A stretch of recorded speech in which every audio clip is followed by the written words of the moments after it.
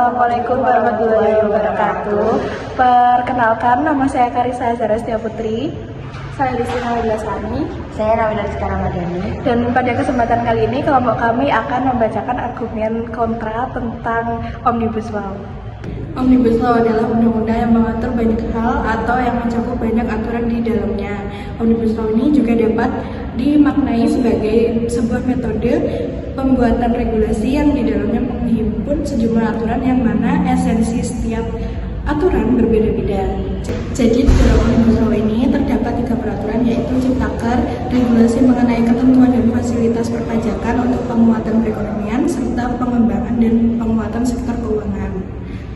Dari ketiga hal tersebut, yang paling dilirik adalah UU Ciptaker yang dinilai banyak memuat pasal-pasal yang dianggap kontroversial. Dalam naskah akademik Omnibus Law Cipta Kerja yang dimuat dalam laman katadata.com.id, terdapat 11 klaster yang terkandung dalam peraturan tersebut, diantaranya perizinan dan kegiatan usaha sektor, koperasi dan UMKM serta badan usaha milik desa, ketenagakerjaan, fasilitas fiskal, penataan ruang, lahan dan hak atas tanah, lingkungan hidup, konstruksi dan perumahan, kawasan ekonomi, dan juga barang dan jasa pemerintah. Adapun pasal-pasal yang dianggap kontroversial dan merugikan yaitu upah minimum bersyarat, pesangon yang berkurang, penghapusan batas waktu PKWT, waktu bekerja berlebihan, outsourcing sumber hidup, hilangnya hak upah cuti, kompensasi minimal 1 tahun, pemangkasan hari libur. Maka dari itu, kami dari kelompok kontra tidak setuju dengan posisi tersebut. Mari kita lihat kembali pada masa perumusan UU Cipta Kerja menurut laporan Komnas HAM berisi kritik terhadap proses penyusunan Undang-Undang Cipta Kerja. Sebagai besar masyarakat diduga kuat telah dirugikan sebab tidak mendapatkan informasi dari ruang partisipasi yang layak dalam tahapan perencanaan dan penyusunan RUU Cipta Kerja yang menjadi dasar terkaitnya objek sengketa berdasarkan Undang-Undang Pembentukan Peraturan Perundang-undangan dan Peraturan Presiden Nomor 87 Tahun 2014 tentang Peraturan Pelaksanaan Undang-Undang Nomor 12 Tahun 2011 tentang pembentukan peraturan perundang-undangan. Yang artinya sejak awal mereka tidak mengikut sertakan partisipasi dari masyarakat yang sebenarnya bisa menjadi sarana penyampaian kritik dan saran. Kritik terhadap Omnibus Law muncul karena kurangnya waktu untuk pembahasan dan konsultasi publik.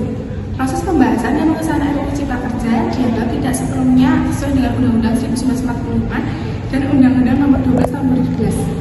Partisipasi publik adalah elemen kunci dalam proses legislasi yang demokratis.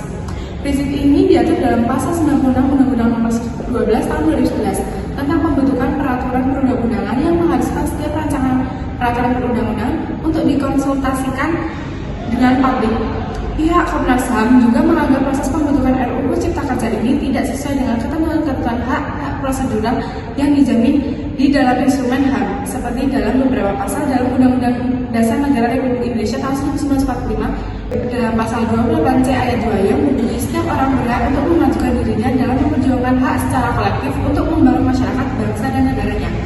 Lalu pada pasal 28D ayat 1 yang memberi setiap orang berhak atas pengakuan, jaminan perlindungan, dan kepastian hukum yang adil serta perlakuan yang sama di hadapan hukum, dan juga beberapa pasal lain seperti dalam Undang-Undang Nomor 39 Tahun 1999 tentang hak asasi manusia, yaitu pasal 14.